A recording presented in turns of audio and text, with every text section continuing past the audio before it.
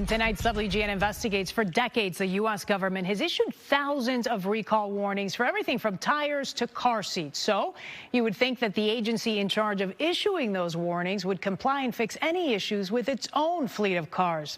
Guess what? That's not always happening. The man you're about to meet wasn't driving a government vehicle, but does want his story to serve as a warning.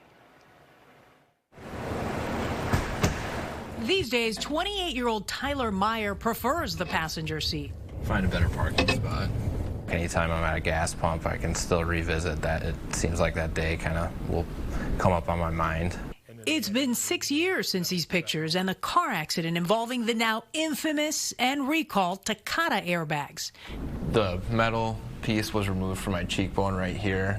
It was almost like a fishhook shaped piece of metal. After 3 days in the intensive care unit, Tyler went home to weeks of recovery and a piece of mail that explained a lot. As soon as we seen the recall notice, we knew that there was something going on bigger than just a normal car accident. Tell me about what happened at the ER.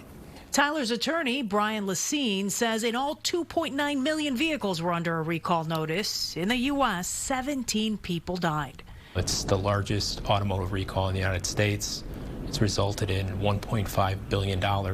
Unfortunately, still cars on the road that have Takata airbags. That means what happened to Tyler could happen again. To avoid it, lawmakers at the nation's capital put the spotlight on all sorts of vehicle recalls. I am introducing the Used Car Safety Recall Repair Act.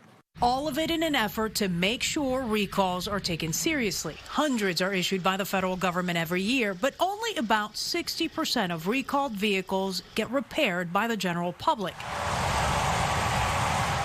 And here's where things get even more complicated. Two Illinois lawmakers, Jan Schakowsky and Raja Krishnamoorthi, want the federal government to take a long, hard look at its own fleet of cars and the recall orders those vehicles are under.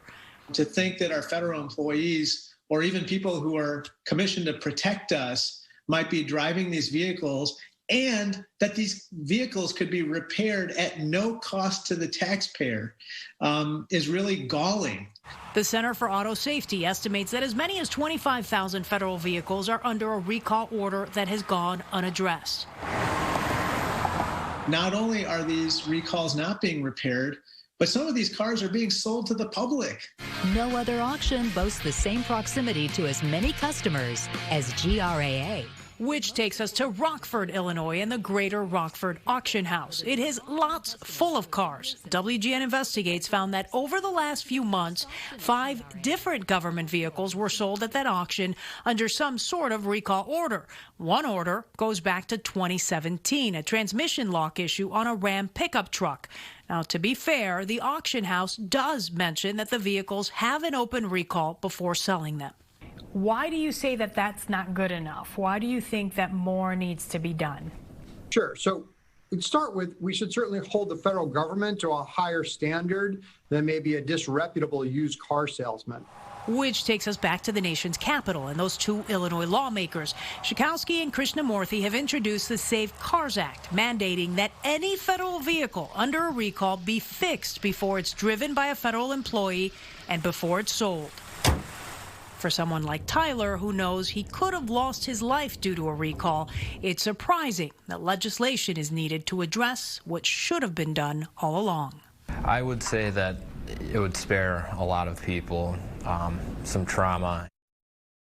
Okay, and repairing the federal fleet wouldn't cost taxpayers any money since it is at the expense of the automaker. It would, however, require some coordination by the General Services Administration. The bipartisan bill has to make it out of the Oversight Committee first. No timeline on exactly when that would happen, so we'll see. Nice to have Tyler share his story and really explain the life and death consequences that this issue can have. Yeah, it opens a lot of eyes.